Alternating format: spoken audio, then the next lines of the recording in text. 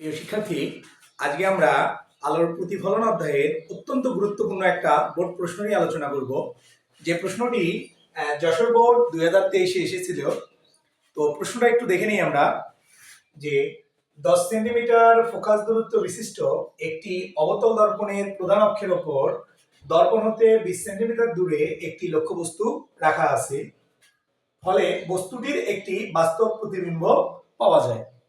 তো এখানে গ নম্বরে যেটা করতে বলছে যে দর্পণ হতে বিম্বের দূরত্ব নির্ণয় করো।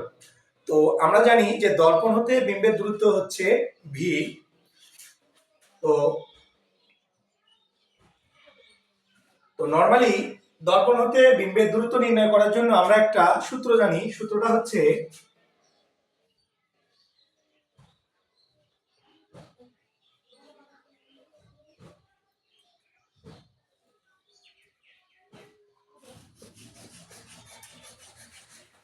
1/u plus 1/v equal 1/f, যেখানে ইউ হচ্ছে দর্পণের মেরু থেকে লক্ষ্যবস্তুর দূরত্ব, ভি হচ্ছে দর্পণ থেকে বিম্বের দূরত্ব এবং এফ হচ্ছে ফোকাস দূরত্ব। তো লক্ষ্য করি দেয়া আছে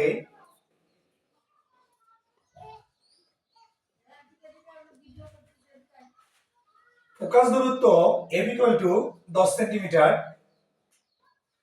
এবং দর্পণ হতে 20 সেন্টিমিটার দূরে একটি লক্ষ্যবস্তু রাখা আছে, অর্থাৎ ইউ ইকুয়াল টু 20 সেন্টিমিটার এবং বিম্বের দূরত্ব আমাদের প্রশ্নে বের করতে বলছে, অর্থাৎ ভি ইকুয়াল টু হট। এখন আমরা মান বসায় দেব। ইউ এখানে 20, এফ ফোকাস দূরত্ব এখানে 10। তো আমরা এখানে 1/v যদি আটকাই দেই, তাহলে এই পাশের পজিটিভ মান ওই পাশে গিয়ে নেগেটিভ হবে, অর্থাৎ 1/10 মাইনাস 1/20